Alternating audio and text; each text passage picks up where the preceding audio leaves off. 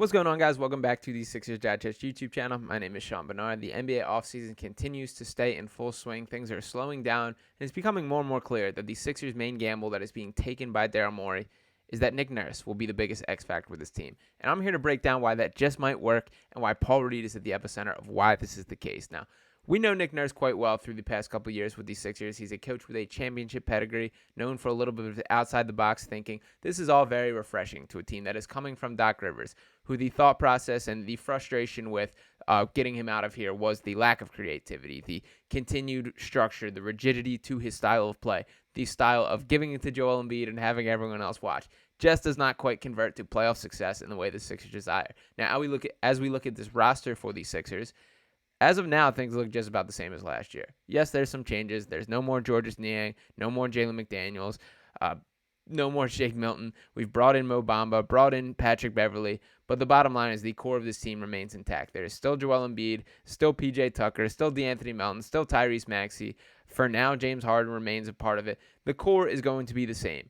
Now, the question is, can more from this core be juiced out with Nick Nurse as the head coach than was the case with Doc Rivers? And I'm here to say why Paul Reed will be the biggest beneficiary of his arrival. Now, it was not even guaranteed that Paul Reed would be a member of the Sixers for this team. He was a restricted free agent heading into this offseason. And despite the perception that Paul Reed and the Sixers were both on the same page of wanting him back, him wanting to return, all of a sudden the Utah Jazz, out of the cloud, put forth a restricted free agency offer sheet to put the Sixers to the test, and they pinned him down. They made him call. There were a ton of intricate clauses and outside-the-box thinking on this contract to make it significantly easier for the Jazz to sign him than the Sixers to re-sign him. Clauses like if they make it past the second round, the next 2 years become guaranteed, things like that, or make it to the second round, which the Sixers, of course, have a significantly more likely chance than the Utah Jazz, who are in the middle of their rebuild. But by the skin of the teeth, the Sixers did elect to match the offer, and Paul Reed to return to the Sixers on a 3-year deal worth $23 million. I've seen some negative reaction to this. This is very fair market value for a guy like Paul Reed, who is set to have a more expanded role with this Sixers team. Paul Reed is probably the number one guy whose Sixers teams have pounded the table, calling for minutes from when Doc Rivers was head coach.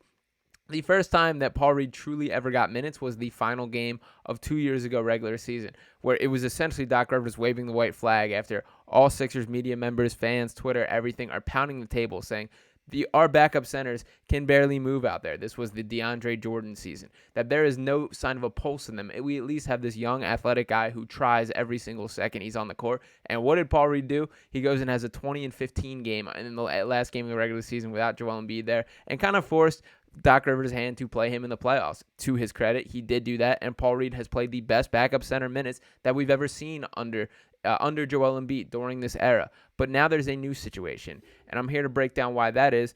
And we have this quote from Nick Nurse coming from Paul Reed, that Nick Nurse and the Sixers want to mold him into a Pascal Siakam type player. He talked about, this is from Paul Reed here, quote, he talked about molding me into a Pascal Siakam type player, somebody who can kind of do it all, shoot the ball, drive, pass. But it's all about focusing on my shot mechanics. That's the start. That's where it starts at. So I'll start off here. I'm not a Pascal Siakam guy, never have been. And even as we talk about this cap space plan for bringing guys in, I just don't want Pascal Siakam. I don't think he's the missing piece that elevates the Sixers team to a championship. And yes, you can make the argument that Siakam was the secondary star on a Toronto Raptors team that won a championship, but that was because of Kawhi Leonard playing some of the best basketball of anyone in the history of the sport. I don't think Siakam deserves, that much praise in the situation. He was fine. He did his job. They might not have won without him, whatever, but that was the Kawhi Leonard that I will tip my cap to. I have on many occasions called Pascal Siakam Tobias Harris with a permanent green light, and I still kind of stand like that. I even think there's a world where Paul Reed can deliver on a similar scale of Pascal Siakam. No, he's not going to be this borderline all-star, but I think he can be more effective to a winning brand of basketball due to the little things that he does. Paul Reed is a hustle guy, and due to all these other guys that we're bringing in, the Mo Bambas, Montrezl Harrell coming back, to me it indicates that we're going to see a lot more of this Paul Reed at the 4. I think there is a real chance, and it's looking more and more likely. Mo Bamba talked about it during his entry interview, that he wanted to play alongside Joel Embiid, not serve purely a backup. Paul Reed is going to get minutes at the 4 this year, and this is something as Sixers fans that has been called on during the Doc Rivers era as well. It makes sense to put Paul Reed at the 4, and the reason for that is he's the dirty work guy. He loves hustling for rebounds, diving on the floor, doing the dirty work. When you have Joel Embiid, who has evolved into one of the most elite one-on-one scorers across the entire NBA, there's room for another guy to do that. And Joel Embiid took a step back as a rebounder last year. It's interesting, and there's going to have to be a hard look in the mirror moment for Joel this offseason of what kind of player does he want to be.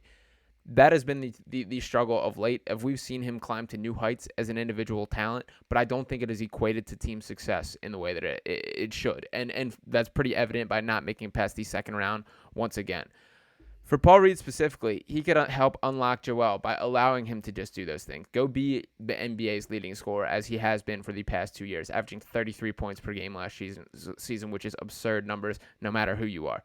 And for Paul Reed, there is going to be growth as far as some freedom as well. Doc Rivers spent so much time taking out the weirdness in his game, and don't get me wrong, that needed to happen. But that's part of Paul Reed's charm, is he can just pull things out and make things happen. And I want to pull up some highlights now of Paul Reed playing in the Brotherly Love Classic, which shout out to the Brotherly Love Classic, an awesome little program that they have going here in Philly. Also setting up for the Rump Classic this weekend, so make sure to check that out if you guys are in the Philly area. Some really good hoops, a bunch of NBA guys that will come through, and I believe Paul Reed will be playing in this as well. But this is him playing in the Brotherly Love Classic here, and we get a little look of what he is as a Pascal Siakam Going type. inside, Reed, two-handed slam. In a way that none Nobody of these guys gonna be are. able to stop that one. You just throw it up top for Paul Reed, and nobody else is gonna another push to help them out. But it is nice to see when you take a guy like Paul Reed inside in Reed that he with can the be this slam. dominant, that he's a guy that can look like the best player on the Shot, court. no good. And we're seeing some by signs of Paul what he will Reed. do in the regular game. He's got three men this on him. Offensive rebound. Gets a And pass I don't know if I inside want him to passing Corbett. like No that, but he had a couple of nice outlet passes. He's taking the ball Here's coast Paul, to coast. downhill. These are things that he's Moves into the capable paint, of doing. spins, And there's a little up. bit of the Paul Reed madness. We don't I'm going to shoot spin sack move here with like Paul that on a Reed. regular basis. Everybody in the But you audience know wants what? to know When what he brought gets you the out job tonight.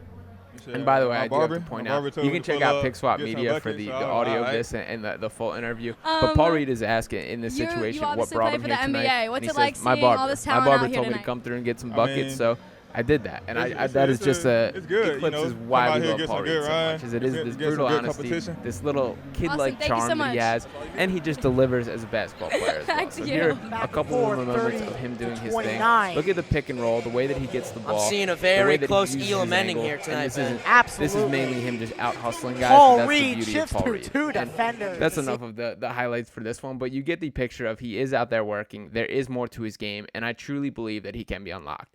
The biggest question that comes up is spacing. That's been the name of the game around Joel Embiid. This is why it blew up when we tried this Twin Towers mindset with Al Horford, that the spacing just wasn't there.